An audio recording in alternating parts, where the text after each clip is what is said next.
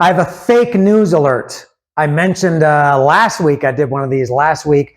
I did Razor Evil Invaders last week, and I mentioned that that would be the last one for a couple of weeks. I'm going to Vietnam next week, and I said that would be the last one. And that was fake news because I'm doing one here again today.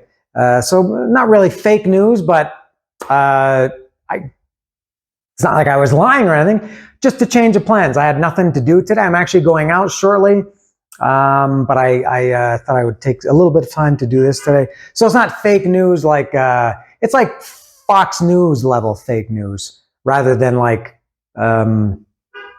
Newsmax or America One or One America News, whatever. It's not that bad. So a little bit of fake news to start. Also, this video will answer all your burning questions that you had when I went to El Chopo about a month ago. I mentioned, again, if there's some crossover here, people that watch the El Chopo videos and people that watch I Want to Talk About This Album videos, when I went to El Chopo, I mentioned that I bought a CD from 1983, but I didn't say what it was. I was creating suspense, and I said I was going to talk about it at some point. Now you know what it was. That CD that I bought a month ago at El Chopo was Def Leppard, Pyromania. Here it is right here. I'm going to talk about it shortly. Actually, I'm going to talk about it right now. My history with Def Leppard, it's very long, but it's not too deep. The reason that I bought this CD a month ago, I never had it on CD. I bought this album in 1980, well, it came out in 1983. I guess I had it then. And I had the record, never got the CD. When I switched to CDs in 1989, I replaced a lot of the records that I had with CDs. Never replaced Pyromania. I'm not sure why, because it was a pretty big album for me, but I never got it. I think I kind of know why. I'll talk about that, I think. So I bought Pyromania at El Chopo last month. It was 150 pesos. I thought, why not? And then I just saw by coincidence, so maybe a week or 2 weeks ago, it was the 40th anniversary of Pyromania being released. I guess it came out in early 1983, maybe January, maybe 2 or 3 weeks ago was the anniversary of it. And I think the reason why I never bought it on CD was, now not Pyromania, because I do like it, but I've mentioned several times that the worst album ever created, ever recorded in the history of music was this one right here, Peter Criss's solo album. Although I love that album cover. It's maybe my favorite of the four. I love the green. I always love Peter Criss's silver nose makeup. That's the worst one ever. Number two, maybe it was Don Dokken, Up From the Ashes. Just a rotten album that was. And Def Leppard, Hysteria. Oh my God, what a steaming pile that was. After a 4-year wait from Pyromania to Hysteria, and this was from 83 to 87. That's typical now for a lot of big bands. Metallica goes 6-7 years between albums. Pearl Jam has gotten really bad for that, taking a long time. Anthrax has been talking about a new album for 7 years. But back then, 4 years was a long time to wait. And then when Hysteria came out, I got off the Def Leppard train. That really turned me off them for good. So I got this one in 1983. So I'm kind of talking about my history with Def Leppard now. I went back and bought, like most people, I guess, this was my introduction to Def Leppard. I'd never heard of them before. But then shortly after I got this, I went back and bought On Through the Night. And I don't know if I ever did buy High and Dry. I did buy On Through the Night. I'm sure most people would say that was the by far better album. I never liked it as much as most people. For me, Pyromania is my favorite Def Leppard album. I liked Wasted and Rock Brigade on Through the Night, and on High and Dry, the title track, Saturday Night, High and Dry, Me and My Wine were great. But Hysteria, and then whatever the album that came out after that was with, I can't remember which songs won which album. Whatever one had Make Love Like a Man. Oof. Rotten. What a stinker. Just horrendous music that was. And Let's Get Rocked. I'm not sure if Let's Get Rocked was on Hysteria or what came after Hysteria. It was probably equally as bad. But by that point, I was expecting it to be bad. But anyway, so I never got this on CD. I also never saw Def Leppard live. And they're actually playing here in, I think, about 2 weeks as part of this tour, the stadium tour with Motley Crue. I'm not sure if they're still calling it the stadium tour, but that was what they did in the US and Canada last summer, and they're, I guess, going, I don't know, around the world, but to other places this year, starting in a couple of weeks. I'm not sure if Mexico City is the first date or among the first, but it's coming up soon. And I won't go to that because I'll be in Vietnam, as mentioned. And as some of you may know, I'll be in Vietnam.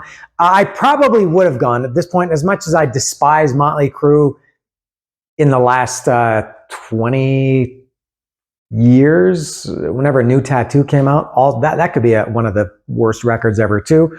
And Shout at the Devil's the opposite. Shout at the Devil is a top 10, top 5 album ever for me. I can't tell you how much I love Shout at the Devil. I did a video talking about it some time ago.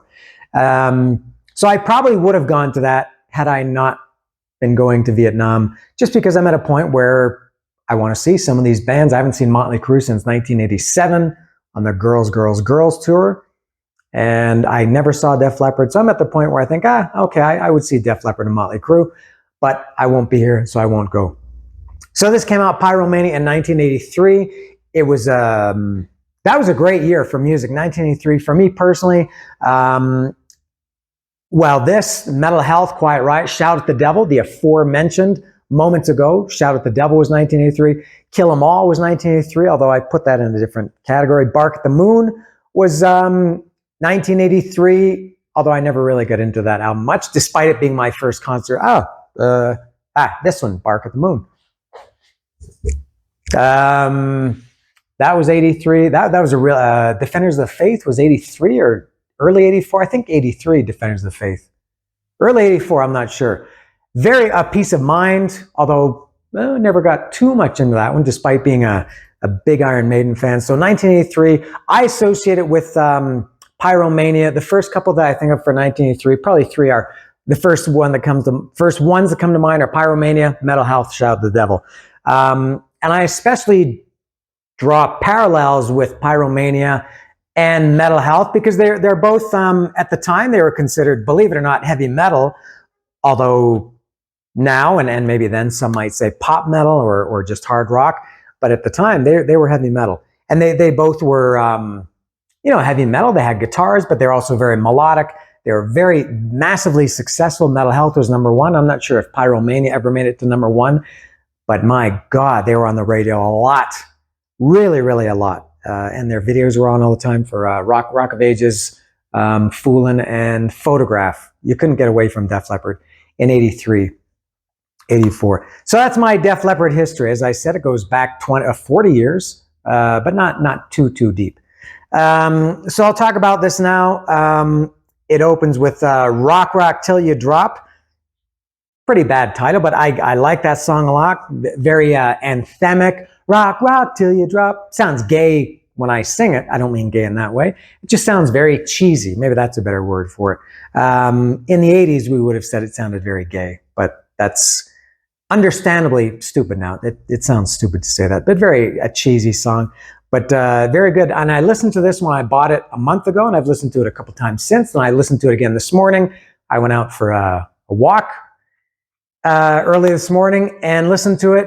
And the first thing I noticed when I listened to this, now I think I hadn't listened to this album probably since the 80s anyway, when as I said, I switched to CDs in 1989 and I never had this. So it's possible that I never listened to it since 1989. I still had my records and record player through the 90s until I got rid of all my records around 2000.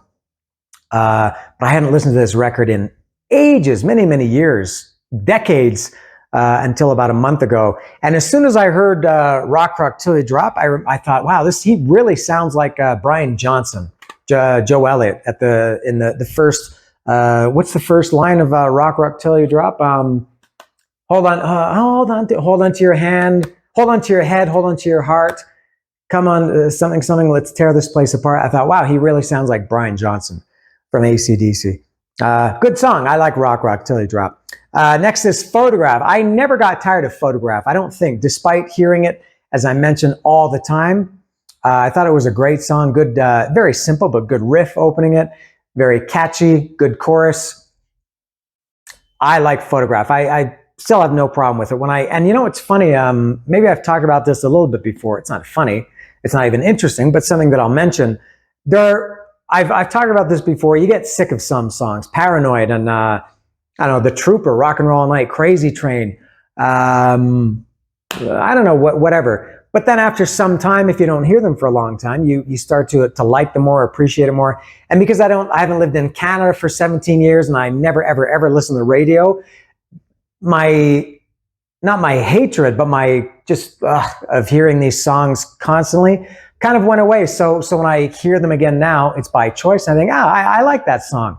So maybe some time away made me, I really, really enjoy listening to Photograph when I've listened to this album in recent times. Next is Stage Fright. Now this one said, welcome to my show.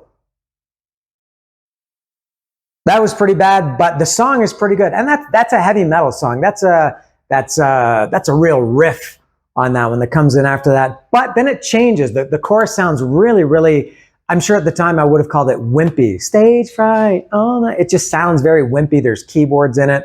Almost like two different songs. But Stage Fright, generally speaking, I do like it.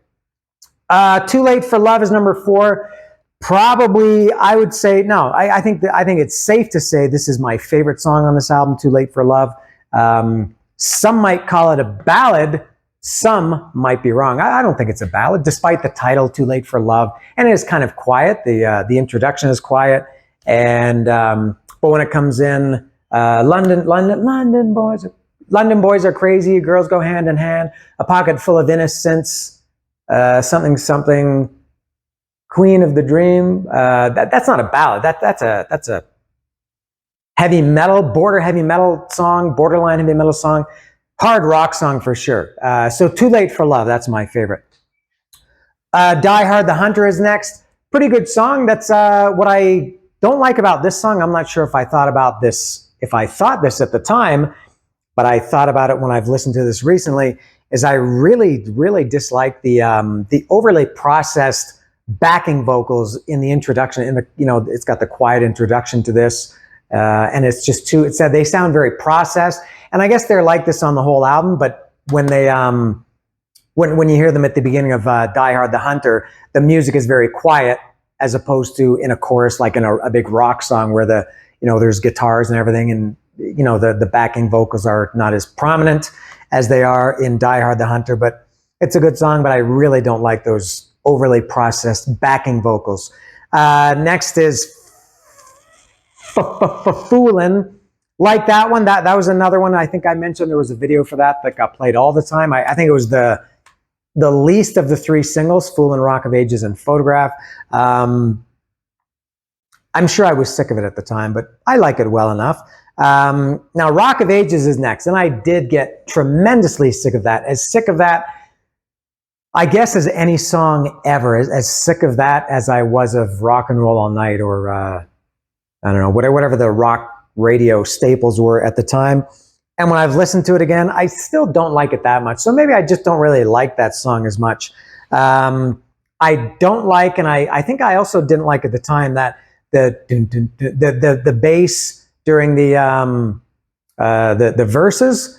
And I think there's keyboard in there. I just don't like the way it sounds. It's an okay song, but for me, it's not a great song.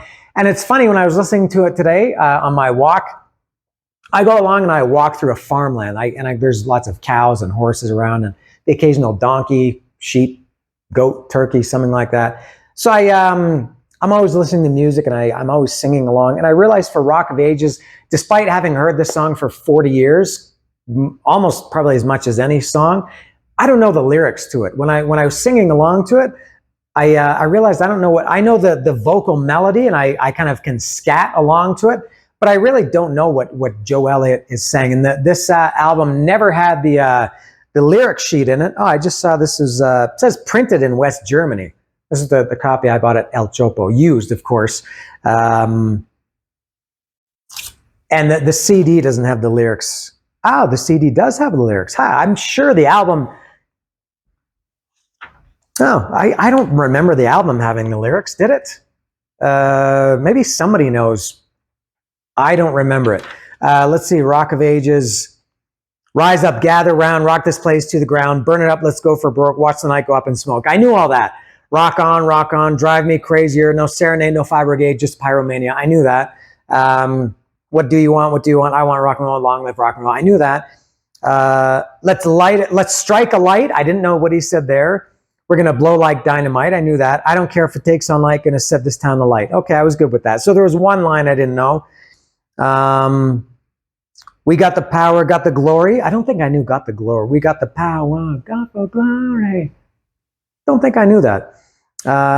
Just say you need it, and if you need it, say yeah. I'm burning, got the fever. I know for sure there ain't no cure. So this I didn't know. So feel it, don't fight. Go with the flow. Gimme one more for the road. I guess I knew most of it, but just a few, maybe one or two lines I didn't know. So there's Pyromania. And next after Rock of Ages, Coming Under Fire. You got me coming under fire. That's a good song. I like that one. Not much to say about it, but I do like that one. A little bit of a mellower song, but good song. Two more, Action Not Words. I like that a lot. When I listened to it today, I thought it was very catchy. I think it would have been a good single at the time. It's very, as I said, catchy. Give me action, not words. I like that song a lot. I'm not an A&R guy, obviously, but I would have chosen that for a single, maybe over Foolin'. I think that's a little bit catchier than Foolin'. And it's got some good, I don't know if it's slide guitar. It kind of sounds like slide guitar during Action Not Words. Oh, no, I should say it's not Action Not Words. It's Action Not Words. You gotta, it's punctuated with an exclamation mark. I talked about that with Van Halen. Van Halen had lots of punctuation in their songs. They had Tora with exclamation point, and everybody wants some double exclamation point, just like Kramer, double exclamation point. Dirty Movies was in quotation marks. So action, not words, instead of action, not words. And then the last song is Billy's Got a Gun. Similar to Coming Under Fire. It's fine. I don't dislike it, but nothing really to say about it. And then the weird thing was, and maybe somebody else can confirm this or tell me if I misremembered, as Roger Clemens once said, at the end of